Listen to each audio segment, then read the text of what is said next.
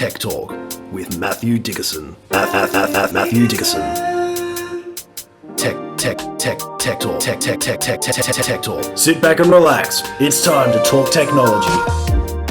Friends, Romans and all countrymen, lend me your ears. Especially you Romans, you've got a lot to catch up on. It's time for you to relax and stretch out on the cubitum because you've got a loculus full of stories coming your way for this week here at Tech Talk with Matthew Dickerson. And here in his finest royal purple trimmed toga is our very own Ludi Magister. It's Matthew Dickerson. Ave, Matthew, Ave. What am I stretching out on? An acubitum. It's a Roman couch. I'm not familiar with one of those. I'll have to check out one of those. We're diving into the loculus. That's a satchel Right. full of. If you're not speaking, you obviously don't speak much Latin then. I try not to these days. Fair enough. Okay, well, I'll see what I can educate you on through the rest of the course of this Excellent. episode. Thank you very much. Well, this week I've had an interesting experience about something that's staring us in the face. I went along and attended a function that had some of our community leaders speaking at that function. And of course, one of the topics that often comes up now when community leaders are speaking is our changing climate. They don't like to use the word climate change sometimes, but there's some recognition there's some change in our climate. Also some recognition that we're changing the way we might be producing our power in the future, not for any reason related to climate change, but just there might be some things out there that are changing. And one of the things that was fascinating was someone from the audience asked a question about targets and how we're going towards our targets of, say, 2030 or 2050 and what the progress is. And if you're going to meet a target of 2050, you probably want to start taking steps earlier than that.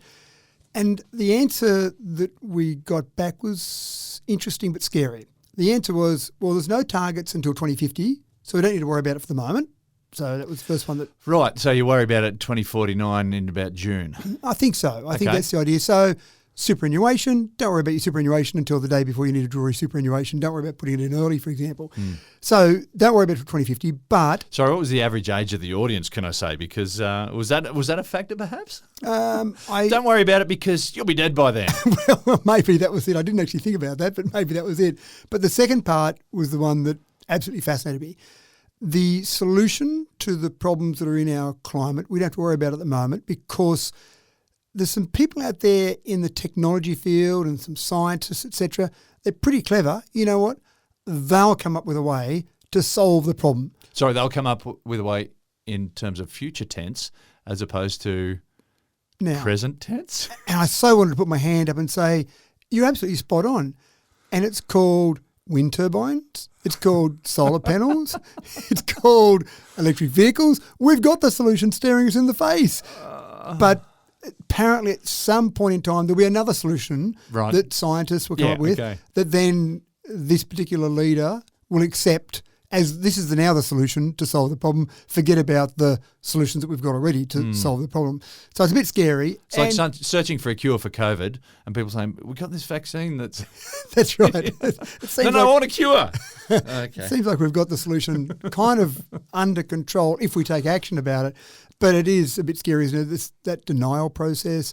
And it's also a bit inconvenient. I've heard young people say it. I've heard, actually not my children, thankfully, but friends of my children say, oh, well, let's say their name is John. That's a tomorrow John's problem. So, but what about doing something about it now to make tomorrow's John's solution easier? Don't worry about it. Fancy tap dancing happening there, yeah? There is indeed. So we do try not to talk about climate change too much on this podcast. It's all about technology, but it seems to be intertwined.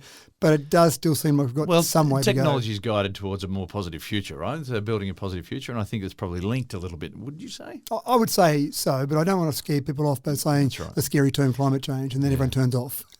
All righty, enough of this distractus. It's time for our first story. Just let me check. Are we going to get Roman more Latin all the way through? No, I think I'll draw a line under it right there. No, I was looking forward to that. I've hit my limit. Oh, right. All righty. A simple Android update has caused quite a bit of upheaval in the UK in recent weeks.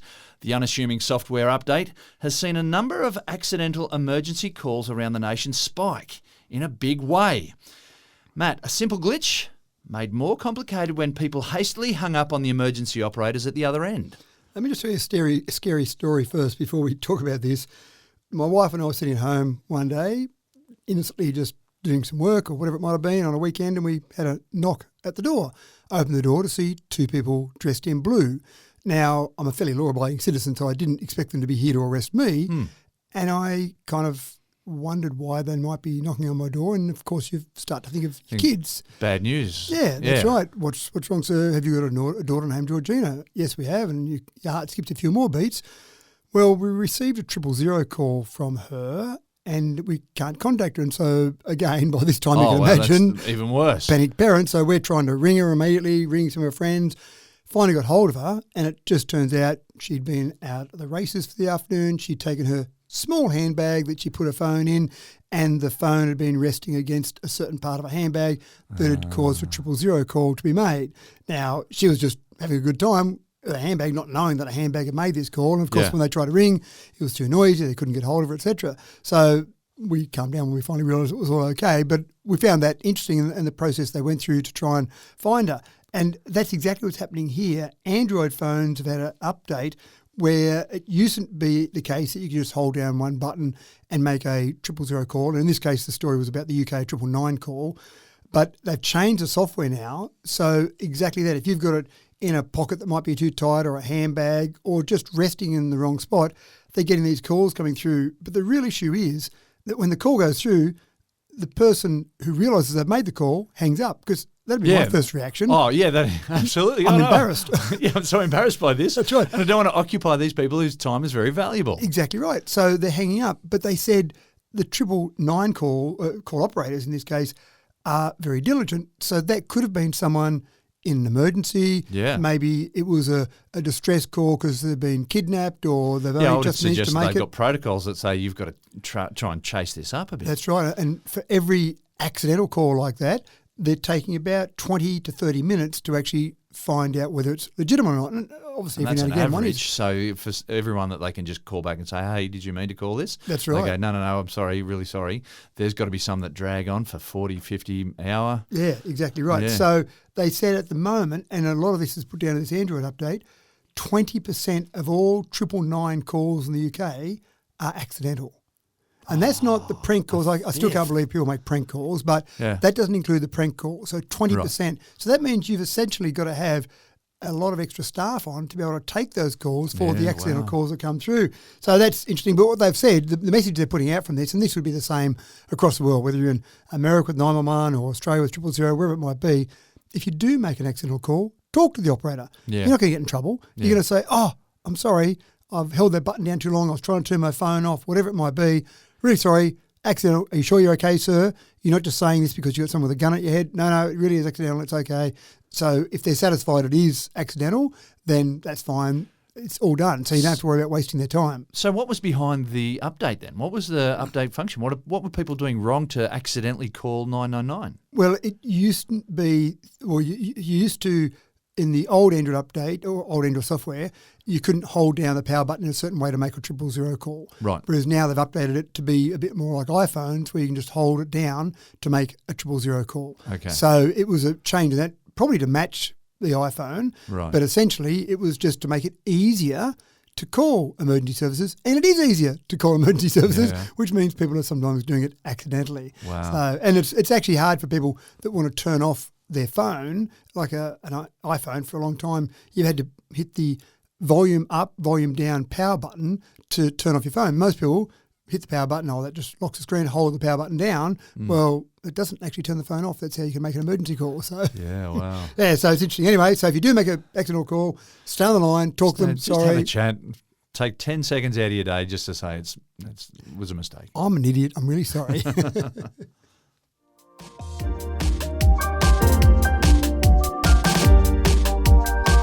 Here's some solid advice for the technologically inept. People, especially you Romans, pay attention to this.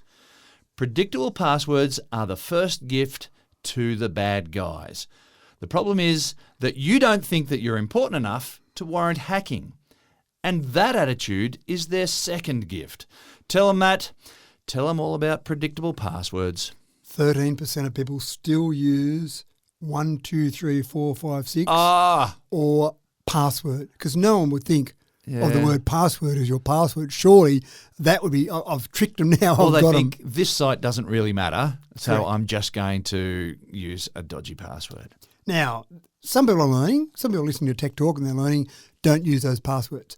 But then they use other things that they advertise. So, for example, they use their pet's name. 20% of Aussies use their pet's name. And what do you do Right. with your pet? You have a picture on social media with your pet. Look at Rover.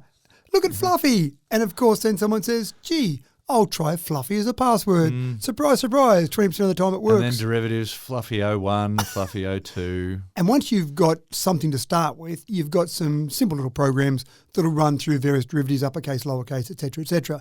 The other one is sports teams. So people have a photo in their Manly jersey and say, go Manly tonight. And so people go, I wonder if Manly is going to be a password. Or pick your favourite player. I wonder if Cherry Evans is going to be a password in there. So it's pretty simple to advertise some of those things. My favourite way of going about something is the passphrase, and the one that I always think of from school, for example, is remembering the order of the planets. We used to use my very elderly mother just saw Uncle Ned pass. That's back in the days when Pluto was still a planet. Yeah, we're not talking about Pluto anymore, are we? That's right. So Uncle Ned, he does nothing now, so he doesn't pass, he does nothing. So Uncle Ned's been saved. Hey. So that's a really easy way to remember a series of characters that if you just took the first letter of each of those words, it looks like a random jumble of characters. But if you have a passphrase to remember it by, it makes it really easy. So do something like that. Put some upper and lower case in there. Put some other Couple of numbers. characters. So just think of a sentence that has a number in it. Yep. And maybe needs an upper or lower case letter. And maybe you can even throw in one of the odd characters in there as well. That's right. Just pick anything above the numbers there. Yep. A dollar sign, a hash sign, whatever. Yep. So something like that. Now, the other thing that I say to people a lot is that there are a lot of people, 80% of factoring people, use the same password across everything. And I get that because there are so many different accounts now. It's like I'm going into this particular site. Oh, now what's my password for that one? So what do? You write them all down, stick them on your monitor, just advertise them to everyone. So some people have this process where they use the same password for everything. So there's two bits of advice I give there. One is if you're going to have a different password for something, make it your email account. Because what people are often doing is when they get into an account, and they would then want to reset the password to effectively take that account off you, they'll often get sent a password to or a password reset to your email. If you've got a different email password, then it's a bit harder for them to get to your email as well as some of your other sites. So that's one thing. But the other way to do it is have a standard password you use, a passphrase or whatever, and then just have a couple of characters at the end or at the beginning that links to that site you're going to. Yeah. So you can keep the same one. It's a bit easy to remember the same, but then, I'm going into my Wooble account. I'll use my standard password with WO at the end. So it's still a different password for every site, and it just makes it harder. What you're trying to do is you're trying to make it obvious that your house has got some security on it and go to the next door neighbours which doesn't have any security. So they look at your accounts and try and break in, they give up and move on to someone else's account. And what about OneNote pages? And you can have a lockable page on a OneNote or a lockable section.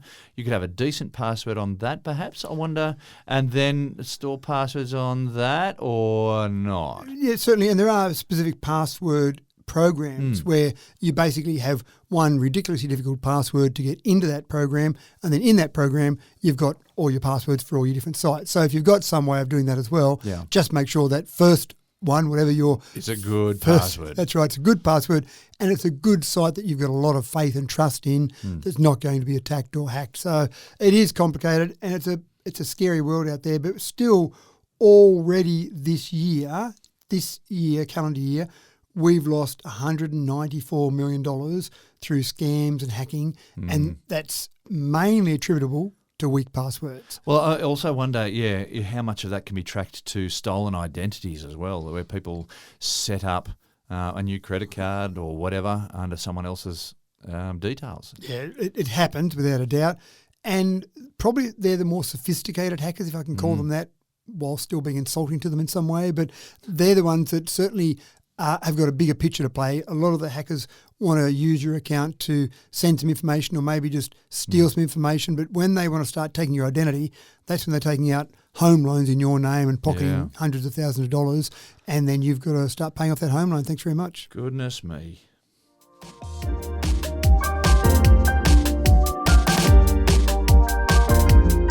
ChatGPT may be clever.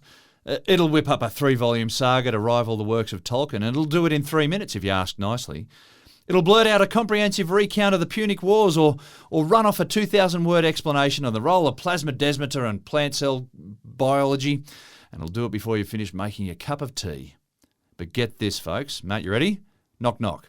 Who's there? ChatGPT. ChatGPT who? I got nothing.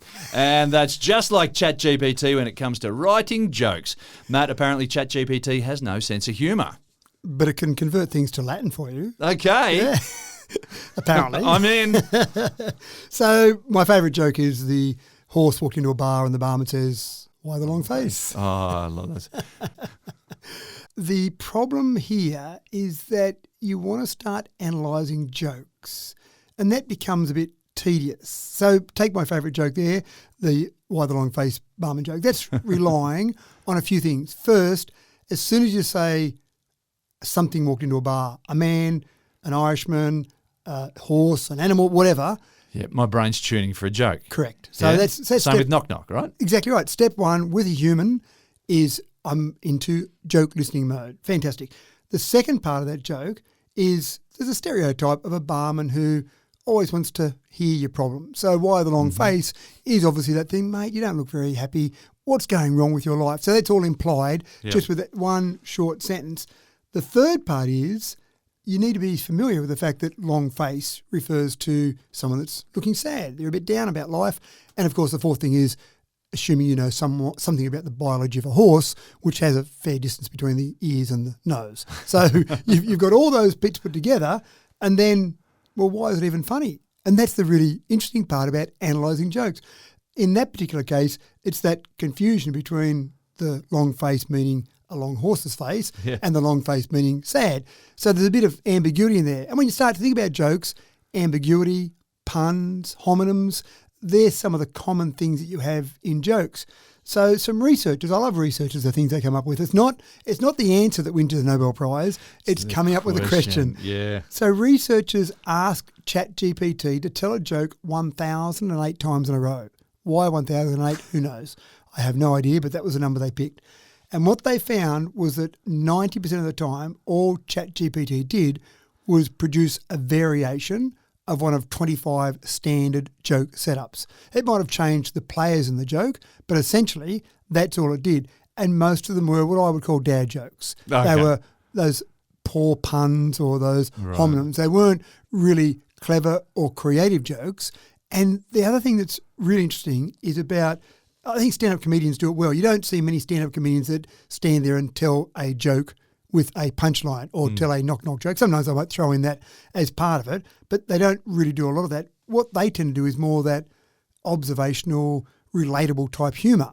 And it's really interesting when you start to talk about that, you start to talk about trying to have some form of relatable humour that is obvious when you hear it, but not so obvious that it doesn't make you think about it. It's kind of, it's consciously noted by the audience, but not so obvious that it's really obscure. And so one of the things I looked up when I was playing around with some research on this is the sort of joke, that sort of relatable joke that a friend tells you they struggled carrying 10 grocery bags in from their car after their last shopping expedition, but that was always better than taking 2 trips to the car with the groceries. Now, you do that and you go, yeah, you're right, you know, I've done it myself. I've loaded up my hands with all these bags and it's all uncomfortable squeezing in through the door. There's no way I was going to take 2 trips. So you have a bit of a chuckle about that because you can relate to it. But ChatGPT hasn't ever had to load up its hands with groceries, so it can't write that sort of relatable humour. We've got to wait a while for ChatGPT to get a bit of life experience, perhaps. That's exactly it. So it really is interesting. And there are some jobs that ChatGPT will take off humans. There's no doubt about that at all. Stand-up comedians, I think, are pretty safe for some time yet because trying to write jokes around ChatGPT's background and research and data is actually really challenging. You've only got to do it yourself. Just go and ask whatever your preferred device is to tell you a joke, and it'll tell you a joke. But usually, most of the ones I've seen are those sort of bad puns. I haven't done it 1,008 times in a row, I must admit. But yeah, so much of comedy relies on surprise and subterfuge, and that's a big stretch for an artificial intelligence to sort of pick up on to take a story down one way and then all of a sudden take a right hand turn. Because it's not what you expect AI to do because it's not logical. It's not sequenced. Yeah, it's not that's something right. that And says it's the lack of logic Yeah. that is required. That's And right. I think we're digging too far deep into humour right now, and now we're going to make things unfunny. well, I actually thought about that when I was kind of analysing that joke, the long face joke. I'm never going to laugh about that joke ever again. I'm Well, sorry. I thought about that. I thought, I'm really sorry now as I've thought about it so much, maybe it's not funny anymore. But the other one that I thought was a homonym that is this typical sort of joke that you hear is the standard one. Again, I'll pick on the into a bar joke. You know, a bear walks into a bar and says to the barman, please give me a beer. And the barman says, why the big pause? And the bear says, I don't know, I was born with them. So again, that homonym of the pause, P-O-U-S-E and P-A-W-S, Yeah. that's the sort of joke I think that ChatGPT typically tells because it is a homonym or it's a pun, but it's not that observational type humour. So I'm really keen to see the next bit of research we do around AI and humour and keen to see the next bunch of researchers that go and listen to a lot of Well, jokes. perhaps if AI comes up with some good jokes, perhaps that's the next step before we get the Terminator arriving and hasta la vista, baby. And he's not really that funny though, is he? He doesn't have many jokes. No, He's it's not very about the serious. jokes. It's just about AI can do everything at that point. Yeah, right. And then the world's going to be destroyed. So we know once it comes up with good, clever, creative, observational jokes, we Yeah. may as well go and hide in our We're bunker. at the end point.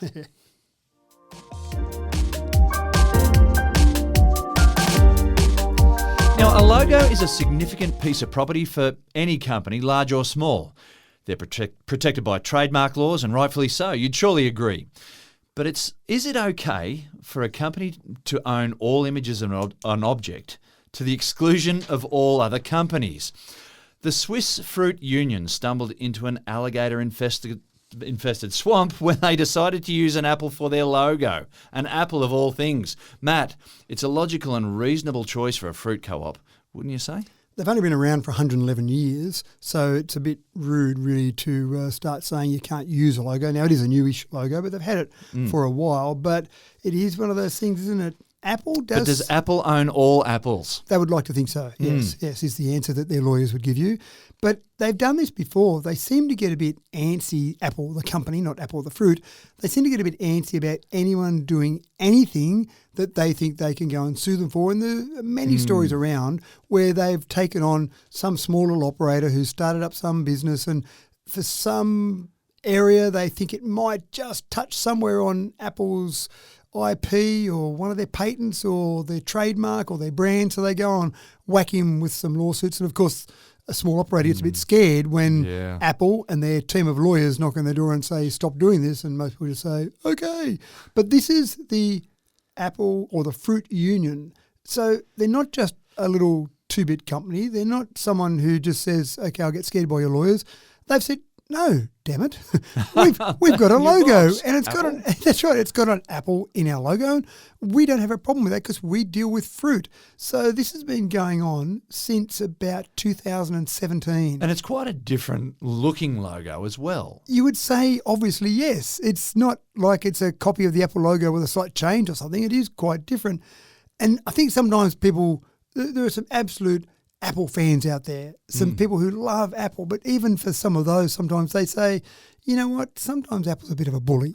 And I get the feeling that's exactly the case here, that they're just trying to be a bit of a bully, and maybe they just want us to talk about it on podcasts so that it keeps progressing the Apple brand name in general. But it just seems like, pull your head in, will you?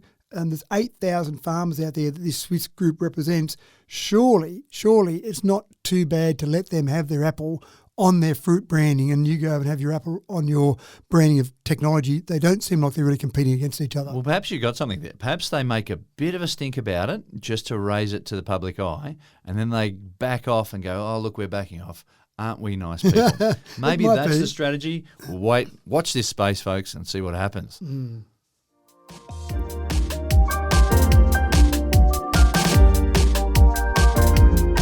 In an effort to push the world towards a more sustainable future, the EU has enacted a new law to reduce e-waste and ensure that batteries in phones are 100% replaceable. Matt, a step in the right direction, surely. When I go back to the old days, James, when we used to have the flip phones often, but various phones, you pop the back off and replace the battery. And one of the biggest accessory sales that we used to have in one of my businesses was batteries. So we sold a lot of batteries. We sold more batteries than cases or chargers or anything else. It was a really good source of revenue. Then when they started bringing out phones that were completely sealed, we went, oh no, that's terrible for us from a profitability perspective because we're not going to sell batteries anymore. And it does seem like you get to the point where your battery is not working great in your phone. You've worn out the battery as such. And so you go, it must be time to replace the phone. And of course, there's a perfectly good phone that's still working. Put a new battery in it. Will probably keep working for a few years yet, but it ends up in the bottom drawer. It ends up going into some recycling or maybe even a landfill somewhere. And the EU have actually done quite a good job with a few things, haven't they? They've been pretty good around USB-C to say let's have a common charger. They've also been pretty good around taking charging bricks out of packaging of every new phone that's sold because most people have got the charging brick. So let's not just keep filling up landfill with charging bricks. And so this is the latest they've done, that they're saying that you're going to have phones that can just have a simple replaceable battery, user replaceable battery. Now, it just seems like common sense. It does. I'm sure but the does it manufacturers... affect the waterproofing maybe? That's right. This is the right. thing. Sorry if I jumped in there. No, it's fine. I'm sure that the manufacturers will say that they can't do that because how can they give it the same IP67 or IP68 standard or it's not waterproofing, water resistance standard when you've suddenly got this replaceable component on there. Now, I'm sure they can work out a way around that. I'm sure they can build it so that you can replace that and then put it back on and it seals tight enough that it'll be okay. But that would be their first argument because, of course, the manufacturers would prefer that you do have to replace your phone when the battery wears out. They don't necessarily make as much money out of a battery as they do out of a phone. But again, this is where the EU is going in terms of trying to change what we're doing across the world. The logic from the EU is if we do it across the EU, then probably phone manufacturers are not going to build an EU-specific phone and then a rest of the world phone. It's just too complicated in the manufacturing process. And we'll see that in September this year. I think we'll see the first evidence of that when Apple will announce their latest version of their iPhone, which all the experts are saying that will have USB-C on it. I don't think they're going to have a USB-C European phone and a Lightning everywhere else phone. So that'll be interesting to see which way they go. But this is the same with here, that we'll see some changes there. There's a few other things. By 2030, the EU wants to increase the battery collection rates from its current 45%, which I think is not too bad in terms of recycling. They want to get it up to 73%. Now, I don't know what 73... That's a nice round number, isn't it? It's a strange one, isn't it? But that's where they're focused on that. And so they've got a few things in place there to try and change what we're doing across the world and be more environmentally friendly. So I think congratulations to the EU for some of their steps. And some of these steps are big steps. And you can imagine we've got companies like Samsung and Apple who want to go along and make sure that they get their way in some of these. So they're taking on some pretty big companies, but good luck to them. Yeah.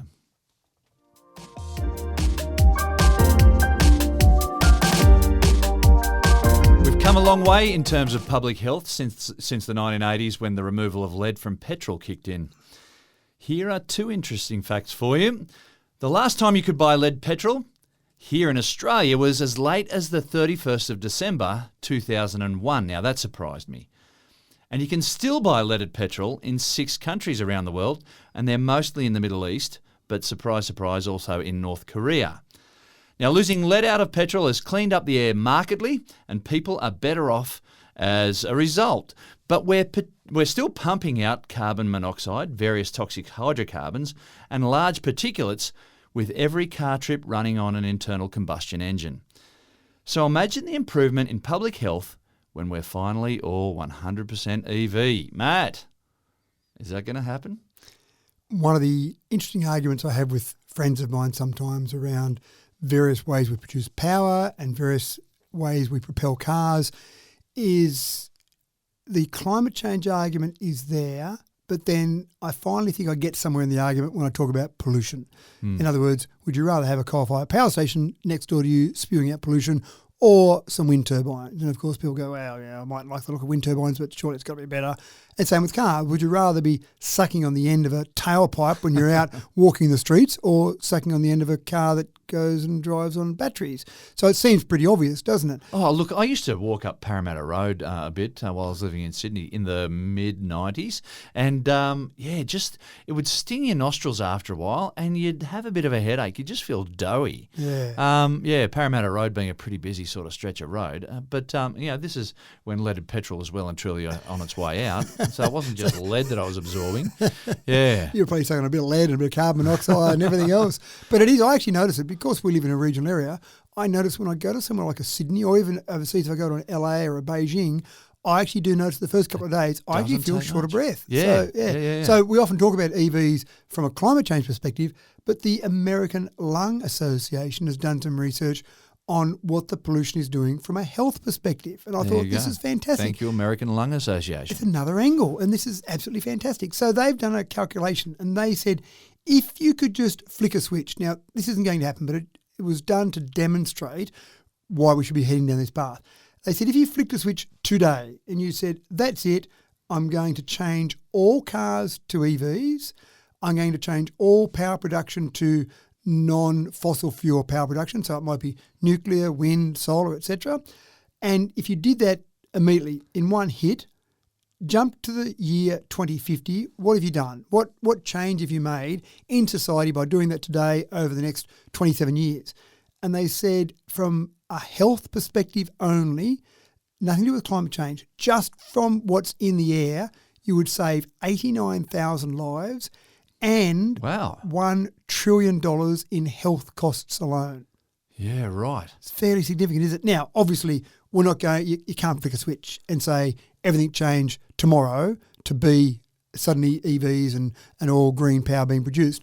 But it gives you an idea that it's not such a bad path to head down. Mm-hmm. If we can start heading in that direction as soon as possible and get to that point where the whole country is run on EVs and clean power, that's going to make a fair difference to our health. We're not going to save 89,000 lives because obviously as you go forward, it's going to take time to change over there, but we might be able to save 50,000 lives, 40,000 lives. I remember reading a study out of the University of Chicago over a year ago that said that air pollution created by the burning of fossil fuels reduced the global life expectancy of each person by 2.2 years. Now, there are other factors at play, but if it was just done on the pollution, you've got a fair difference in life expectancy. So that's quite incredible. So when you look at this sort of data and you have all your arguments against EVs for a whole range of other reasons, there's another reason now to look at EVs, and that's from a health perspective, protecting the health of everyone across the world. So it's quite fascinating, and I like the attitude the American Lung Association has gone down to try and look at this.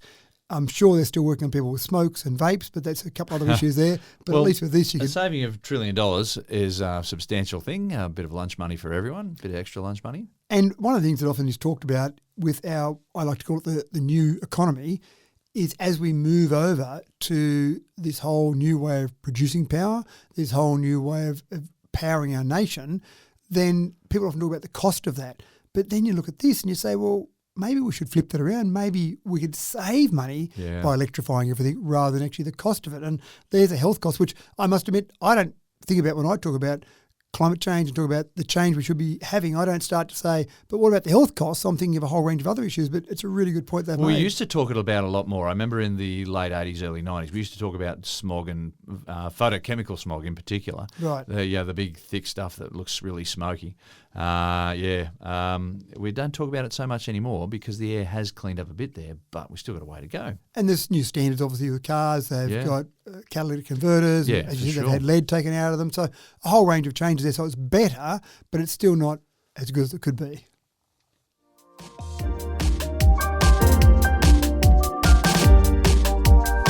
The ocean cruise industry cops a fair bit of flack from the environmental groups, and probably fair enough too. It's hard to argue how a 10-day cruise with 3,000 to 10,000 of your best friends all tightly packed together, each looking for their dose of opulence and rare experience, how can you balance that with anything environmentally sensitive? But at a time when the call to start healing the planet is finally taking heed in many industries, the cruise industry, with their backs to the wall, are starting to respond. And Matt, it's no surprise that the Scandinavians are stepping up to the plate. What would we do without the Scandinavians? What would we do without people in Norway They and feature Sweden? a bit, don't they? Yeah. In this new way of thinking and taking something that looks really bad and finding a way to fix it up. Well, I think one of the things, maybe they're a lot cleverer than the rest of us, because I think one of the things that they see when we talk about this whole new economy and the new world order is opportunity. And I think they're trying to grasp this opportunity and be all over it. And this is a great example of it. Now, this is a cruise ship, 500 guests, 135 metre long. So a smaller cruise ship. I've been on some various cruise ships, and that sounds a bit smaller than some of the ones I've been on. But it's a pretty popular industry, the cruise ship industry. I don't have the data to say how many cruise ships are running around the world at any given point in time, but I think it's approximately a lot. And you've got a lot of people that love cruise ship holidays. It's people that's their preferred holiday. But obviously it seems somewhat, apart from the leisure aspect of it, somewhat pointless. You build a big ship, use lots of resources, you stick it out in the water and you go from A to B just to have people going from A to B. That's right. It's not taking product from A to B. It's not doing anything else. That's right. And there's a lot of waste that's generated. Just in the transportation. So you've got to burn a lot of diesel there. And then there's all the other waste that people are manufacturing, and so that's got to be dealt with as well. Yeah. So this whole design for this ship is designed literally from the ground up. Well, let's go below the ground, from below water up. So the first thing they do is they put an advanced hull coating on that is slipperier through the water. So straight away, less friction through the water. So that's good. Less power to drive it through the water. They've also got a proactive hull cleaning technology. So it's not just day one when it goes in the water and that's slipperier, and then 6 months later it's just the same as a normal ship. So they've got this process where they clean the hull a little bit differently. They've got propellers that are designed to be more efficient, contra-rotating propellers that are designed to be more efficient. Look that up, folks. And I'm not exactly sure why specifically they are more efficient than a normal propeller, but they're saying that the research they've done is that they've got more efficiency out of their propellers. I wonder if that means that they're spinning in opposite directions, and so it's creating more turbulence in the water, so there's more things to grab hold of, to push back. Perhaps? I don't know. Be, yeah. Interesting? But it's interesting. They've also got retractable thrusters, so when it's coming to dock, it makes it a bit easier to dock, and then they retract so they're not dragging, not giving you some extra drag on the hull itself. And then you've got AI, of course, not to tell jokes, not to tell all the guests on there some new knock joke, but they've got some AI jokes. They've got some AI manoeuvring capabilities built into the actual ship itself. And then, of course, it's all powered by electric motors and batteries. So they've got some 60 megawatt hour batteries that are there. They're designed to recharge while the ship is docked. And obviously with cruise ships, they are docking regularly. So cruises that I've been on typically might go out to ocean for half a day, maybe a day, and then they pull in another port because it gives you a chance to go and look at that new port. So it's not like a freight ship where it goes load up here, spend a week out at sea or 2 weeks out at sea, and then dock wherever you're getting those containers unloaded. It is docking regularly, so it does give an opportunity to plug in and charge up. But then on top of all of that, you've got 3 retractable sails. Each one of those is 50 metres high and about 1,500 square metres of solar panels. Now, we did do a story recently where we had a single sail that was popping up to help push a ship along, and that could be retrofitted. This is built from the ground up with these 3 sails, so they do both. They allow it to be pushed along by the wind as well as the contra-rotating propellers, but also they've got solar panels to keep charging their battery up. So they've kind of done very impressive everything they can think of at the moment. Now, we can't go on this cruise ship today. It won't be sailing until the year 2030. The design work has essentially been done. They're finalising that. They'll get some investors to come along and they'll actually build that ship with all of this technology built in and then say, right, let's go and sail off. Now, again, building a ship is not a quick thing, and with some of this technology, it probably makes it a bit harder to get it up and going quickly, but it does sound like it's a pretty good move in the right direction because, let's face it, if we changed all those cruise ships over to some sort of net zero process, then that it sounds like a pretty good thing. Yeah.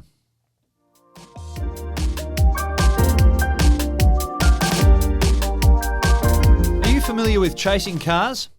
Just to clarify, I'm not talking about any crazy canine fantasies you've got.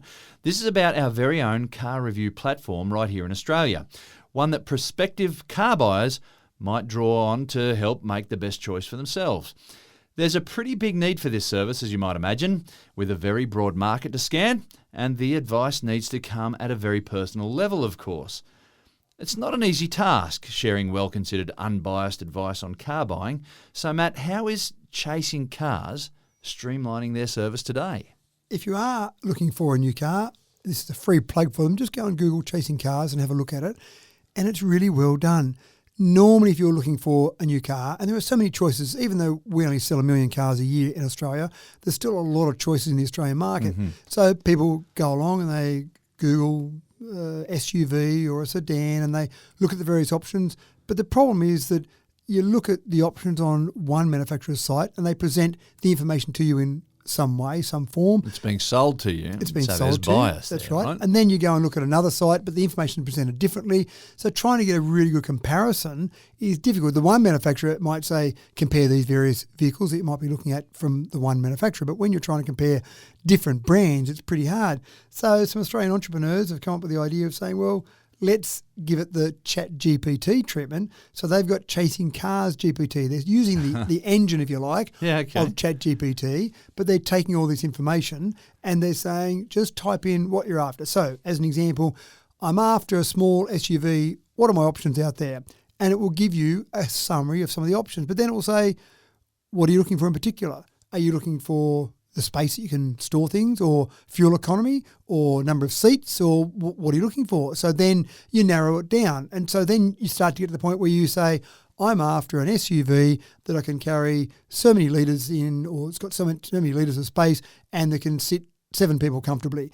And so then it narrows it down. It goes and takes all the information they can find out there on the internet and brings you back a summary and gives you some information about those various ones. So I tried it for a few different ones and it was quite good. It cuts down the window shopping by far. It does, exactly right. And this is where you start to see the power of AI, because when you're looking for a car, it takes you a fair bit of time, and then you finally get to the stage where you want to go and look at the vehicles. And if you're going to go and look at a bunch of different deals, it takes a lot of time. But if you've narrowed it down with some desktop analysis, you can just go and look at the last couple you've narrowed it down to. But it is a really good idea to use that sort of AI to analyse and give you information. So again, we talk about things that AI is great at and things that it's not so great at.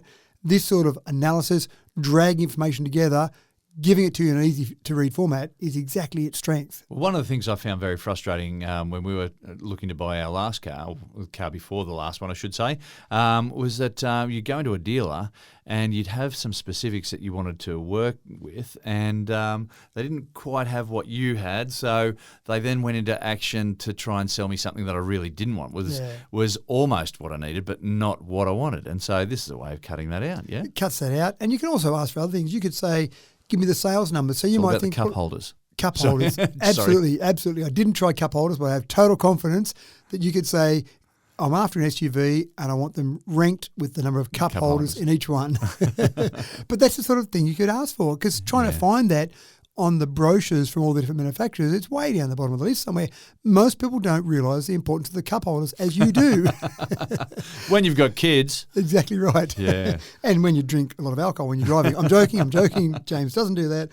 But it's one of the things that I just think it's a really clever use of that type of AI to analyse that information and give it to you in the format that you want it in. And then you can say, for example, well, I don't want to buy a car that no one else is buying, so give me the sales numbers of all the SUVs in this category, or give me the last 3 years worth of sales numbers, or give me the accidents they've been involved in. I don't know about that one, I didn't try it, but that's if the information's out there, it can gather it together. You can ask it. Yeah, exactly right. So well done to those guys.